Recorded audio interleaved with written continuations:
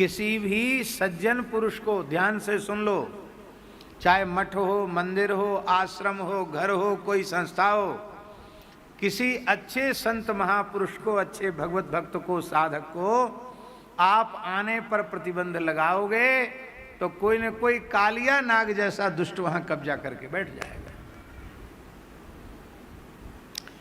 इसलिए हमेशा प्रार्थना करो कि हे नाथ ऐसी कृपा करो, आपके प्राण प्यारे भक्त संत महात्मा इस स्थान पर, इस कुटिया पर निरंतर आते रहें, उनकी चरण धूल से स्थान सदा पवित्र होता रहे।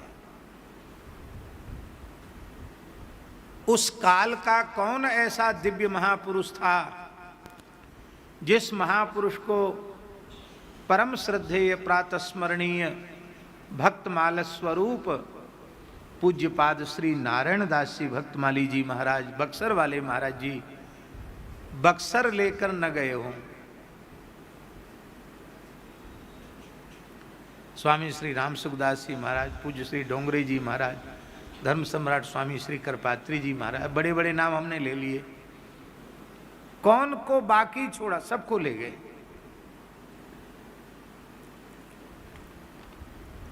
और उनकी जो संतों के प्रति प्रीति, उसी का यह दिव्य परिणाम है कि आज तक संत महात्मा अपने आप पहुंचते हैं, बिना बुलाए भी वहां पहुंचते हैं।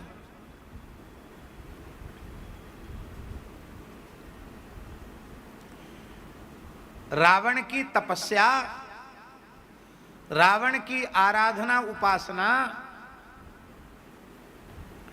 राक्षसों के वैभव का, लंका के वैभव का कारण नहीं थी। विभीषण जैसे साधक वहां निवास करते थे, भक्त निवास करते थे, उसका यह परिणाम था। और जब उस भक्त को वहां से निकाल दिया गया तो रावण जब वहीं विभीषण त्यागा, अभी लंका ज्यों की त्यों है, लेकिन भयउ विभव बिन तब वहीं अभागा, वैभव के रहते हुए वो वैभव से रहित हो गया। और अब तक भाग्यशाली था क्योंकि एक भक्त का आश्रय था, आज भक्त को निकालकर वो अभागी हो गया। अस कही चला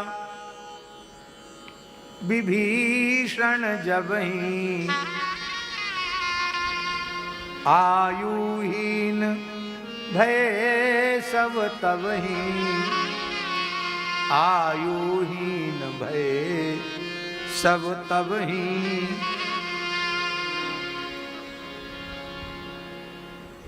सबके जन्मांग में ब्रह्मा जी ने कुछ न कुछ लिख रखा होगा ना, किसकी इतनी आयु होगी, लेकिन विभीषण जी को लात मार के भगाया, सब आयु से हीन हो गई। इसलिए सदा सर्वदा गौ ब्राह्मण संत इनके अपराध से, इनके तिरस्कार से बचे। व्यक्ति को मत देखो, अपने स्वार्थ को मत देखो, सूक्ष्मता से केवल हरि, गुरु और संत, गौ और ब्राह्मण, इन पर दृष्टि जमा करके रखो। हमारी किसी भी क्रिया से गाय का, ब्राह्मण का, संत का, हरिभक्त का अहित तो नहीं हो रहा है, किसी भी प्रकार से हमारे द्वारा गौ ब्राह्मण का, गुरु गोविंद का तिरस्कार तो नहीं हो रहा है। और बाबा ये सावधानी यदि भगवत कृपा से आ जाए तो कोई बाधा नहीं है भगवत प्राप्ति में, और साधन के पथ पर चलने में भी कोई बाधा नहीं।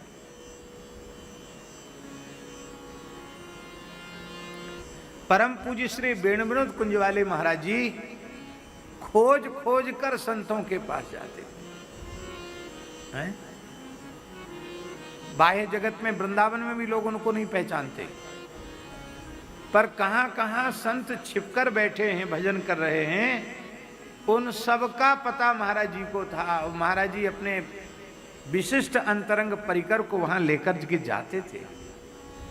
अनेक महापुरुष ऐसे थे कि नहीं? ये संतों के व्यवहार से सीखना चाहिए।